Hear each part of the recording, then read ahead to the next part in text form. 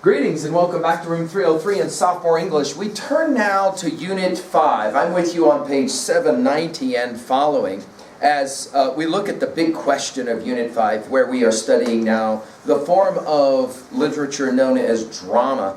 And the question is, to what extent does experience determine what we perceive? Now we're going to be looking at two important dramatic offerings as we get into our study. One will be the ancient Greek play, Sophocles the author. The title of the play is Antigone. And the second one will be the famous Shakespeare offering, Julius Caesar. Those will be our two important studies of what we call tragedy. Now before we get there, just like we did in Units 1, 2, 3, and 4, we're always wanting to look at the key elements of the genre that we're studying. I'm with you on page 792. I hope you are with me. Let's go through these pages quickly. Let's do a model reading of Ibsen's Dollhouse, just a brief cutting from Dollhouse, to begin getting our mind ready for the study of Antigone and then Julius Caesar. We have elements of drama. Drama, let's get a definition right away in your notes. Storytelling brought to life through performance. That is the key. However, you can read dramas as well as see dramas. And in fact, it's often the case that students will read plays before they ever see them. In an ideal setting, you would actually begin always by watching, for example, Julius Caesar before you would ever pick it up to read it. Unfortunately, we don't always have that option. Let's take a look now at a few of the keys in our elements of drama on page 792. Notice right away we have the issue of plot, just like we had in our study of short fiction, with, of course, the climax, the resolution, the dramatic effect. By the way, playwright just simply means the author of the play, right? And, of course, we're going to have the same issues of theme, for example, as we are looking at these texts. Notice on page 792 in the second column, the word script just simply means the plot, that is to say what's being written. Of course, we're going to divide our script up into acts as well as scenes. We're going to focus on dialogue, and this is huge, stage directions. You'll notice in your box at the bottom of 792, we have all of these kind of outlined. By the way, a word that we didn't use is props. You'll want to see that word there, a movable object within the dramatic performance. The dramatic forms on page 793. Predominantly two kinds that you're going to be introduced to. The first is tragedy, in which, following our study from our freshman year of Aristotle's Poetics, we will have a protagonist, that character with whom the audience most identifies with, who will go through a process of falling. Usually it's because of some kind of excessive pride, Aristotle said, hubris.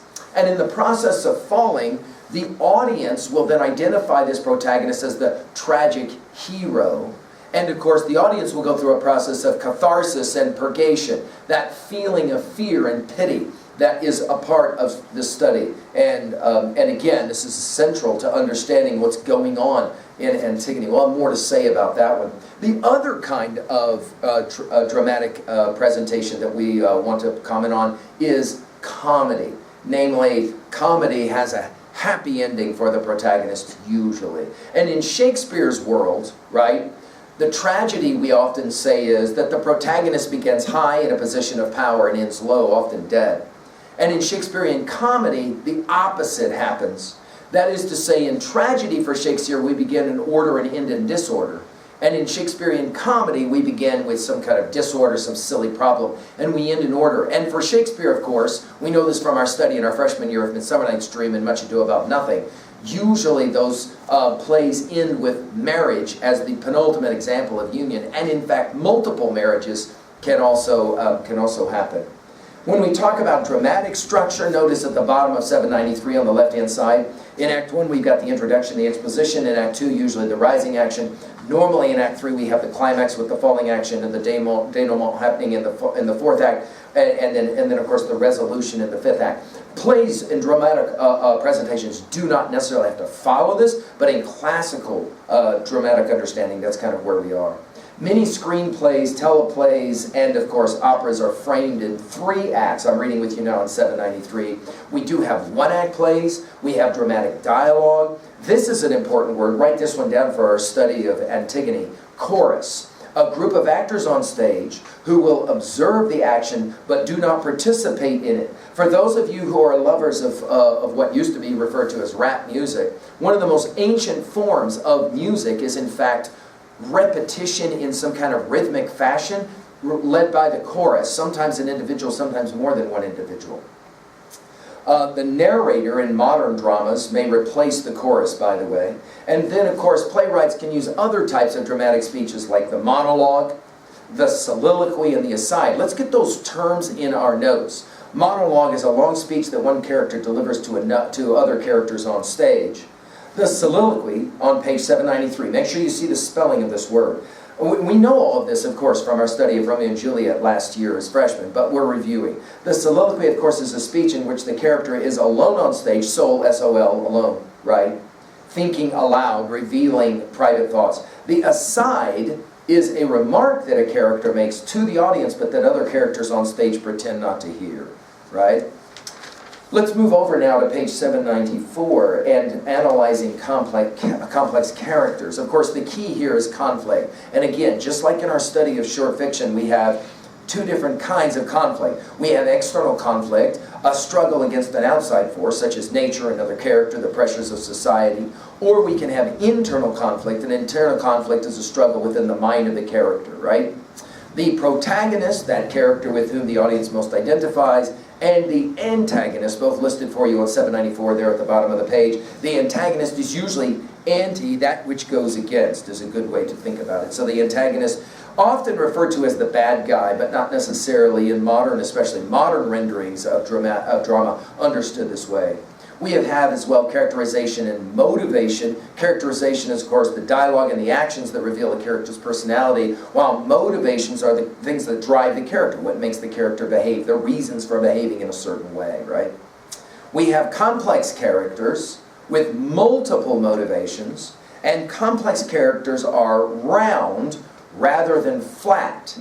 They're also dynamic rather than static. Flat or static characters often represent stereotypes and don't change or develop over the course of the play. The arch villain, for example, the selfless best friend, are two examples of flat or static characters. You have some examples in the box there at the bottom of 794 to help you. We also have on 795 complex characters and theme. It's always going to be a central part of our study. So for example, when we study Julius Caesar, we're definitely going to have to look at Brutus. What makes Brutus decide to kill his best friend? He will say, it's not that I loved Caesar, my best friend, less, but that I loved Rome more. In other words, I had certain principles that led me to betray my best friend and kill him. Whoa! Most students will say, dude, you can't come up or invent a reason that would make me accept the idea that you would kill your best friend out of some principle. And yet, here we are with complex characters. This is part of the overall theme, right? And characterization, especially the direct characterization where a writer directly states a character's traits. A playwright might use stage directions to actually do this, or a chorus, or a narrator, or another character to convey information that tells what a character is like. Indirect characterization, a writer shows, right, descriptions of the character's physical appearance, the character's own words, the character's actions, behavior, other characters' reactions to that character within the play, right? Now, when we are reading drama on 795, actors speak the words in a script and breathe life into them. When you read a drama, make the play come alive by using textual clues to understand characters' motivations, feelings, actions, thoughts. We'll play that game here in a second with a cutting from Ibsen's Dollhouse, okay? The dramatic speeches, through monologues, soliloquies, asides, playwrights provide critical clues to characters' motivations and actions, especially in your Shakespeare. So, for example, when we study our Julius Caesar, make sure that you're paying attention when we have those soliloquies and those asides. Obviously, in my instruction to you, I'll be pointing those out. Take a look on 796 at that box that's provided, just like in the previous 4 units. We have now a model study that we'll participate in. Notice it's color-coded for you. You have characters, you have actions and events, you have dialogue and dramatic speeches, you have characterization, you have conflicts, and you have stage directions. All of these are a part of studying a good play. Some students have pointed out that it makes sense that we pick up the study of this play stuff at the end of our study in sophomore English, because it's such a complicated project to look at something going on stage, like having a bunch of spinning plates all happening at the same time. Let's practice a little bit, though, with Ibsen's Dollhouse. I'm with you on 797. Let's go ahead and work through the model and do a little brief annotative work here, just to start to get us into the mood of studying drama as we get ready for our initial study of Antigone. First of all, about this text. The Norwegian playwright Henrik Ibsen finished A Doll's House in 1879. You want to write that down. The play opened to shocked audiences. While many Victorian playwrights conveyed moral lessons, Ibsen lifted the veil from social institutions to show their hypocritical constructs. In A Doll's House, for instance, the sexism of a Victorian marriage emerges in painful detail. Some critics view its heroine, Nora, as drama's first feminist. I would write that down. This is a very important play. Unfortunately, I can't teach you the entire play, but I hope that your little brief study of this cutting from Doll's House will lead you, we do study it, by the way, in our senior year in AP, that will lead you to look more closely at this play. Some critics view its heroine, Nora, as drama's first feminist. Nora, who has loved her husband, comes to be greatly disappointed in him. The drama broke precedent by ending, not with a tragic downfall, but an argument after which Nora, are you ready for this, leaves her family in order to regain herself. In the play's last action, she slams the door. This was unheard of in the day in which Ibsen published the poem. At the end of the play, a wife and a mother turns around and walks out, abandoning her husband and her children, as she slams the door shut and she leaves of her own accord. Radical. Within A Doll's House, and by the way, you can already see the irony of the title, A Doll's House. With A Doll's House, Ibsen sealed his reputation with progressive critics, establishing himself as a serious artist. Many dramaticists and critics see Ibsen as the greatest Western playwright after Shakespeare.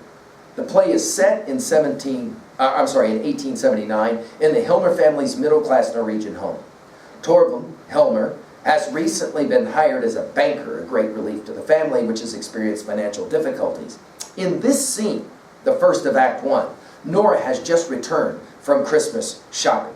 Notice that we will begin, first of all, with some dialogue right away, and we will be paying attention to the nicknames that the husband has for Nora. They seem endearing, but they actually show his negative view of her. He begins in his room, "Is that my lark twittering there?" To which she responds, "Yes, it is." To which he responds, "Is it the squirrel frisking around?"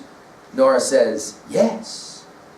Notice the husband, "Daddy, when did the squirrel get home?" Nora will say, "Just this minute." Notice at number 5 there on page 797, we then have stage directions. She will hide the bag of macaroons in her pocket and wipes her mouth.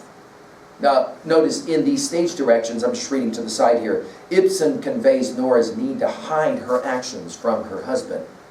"Come here, Torvald, and see what I've been buying." Helmer will respond, "Don't interrupt me." By the way, this is more now a study of characterization. Notice Torvald's words reveal his controlling personality and condescending attitude toward Nora. "Don't interrupt me." A little later he opens the door and looks in, pen in hand. "Buying, did you say? What? All that? Has my little spendthrift been making the money fly again?" Notice his condescending way of speaking to Nora. Nora will respond, "Why, Torvald, surely we can afford to launch out a little now. It's the first Christmas we haven't had to pinch." The response by Helmer is, "Come, come, we can't afford to squander money." By the way, notice at number 7 here, the introduction of the conflict. Torvald's wish to control the family budget clashes with Nora's need for cheer and freedom. Torvald sees Nora as undisciplined, and she sees him as inhibited, right, withdrawn. Nora will respond, "Oh yes, Torvald, do let us squander a little now, just the least little bit. You know you'll soon be earning heaps of money." To which he responds, "Yes, from New Year's Day, but there's a whole quarter before my first salary is due." Notice here, Nora will respond, and we're working now at number 8, actions and events. Nora's proposal causes Torvald to tug at his ear. Ibsen notes that Torvald does this playfully, but in reality, Torvald treats his wife like a child. This is key to understanding the play, The Doll's House. Notice the response. Nora says, "Yes," or she says, "Never mind, we can borrow in the meantime." To which Helmer, her husband, says, "Nora!" And then he goes up to her, takes her playfully by the ear, like you would a child. Still my little feather brain. Supposing I borrowed 1,000 crowns today, and you made ducks and drakes of them during Christmas week, and then on New Year's Eve a tile blew off the roof and knocked my brains out. We finish with number 9, characters. Torvid's words show his one motivation, control. Nora's words show that she's warm and loving. She appears at this point to be a round character, while Torvid seems static. Notice she responds, laying her hand on his mouth, "Hush! How can you talk so horribly?" He responds, "By supposing it were to happen." "What then?" She responds, "If anything so dreadful happened," note the irony because we know how this play is going to end. She's going to walk out slamming a door. "If anything so dreadful happened, it would be all the same to me whether I was in debt or not." "But what about the creditors?" he asks. She responds, "They? Who cares for them? They're only strangers." He responds, Nora, what a woman you are. But seriously, Nora, you know my principles on these points. No debts, no borrowing. Home life ceases to be free and beautiful as soon as it's founded on borrowing and debt. We too have held out bravely till now, and we are not going to give in at the last." To which she responds, going to the fireplace, "Very well, as you please, Nora." Of course, at the end here of the play, we will see a different Nora. She will have gone through a powerful transformation for reasons that I will leave to you in your own study of Doll's House. We're now, of course, ready to begin our independent practice here in a moment with our first dramatic offering. Thank you.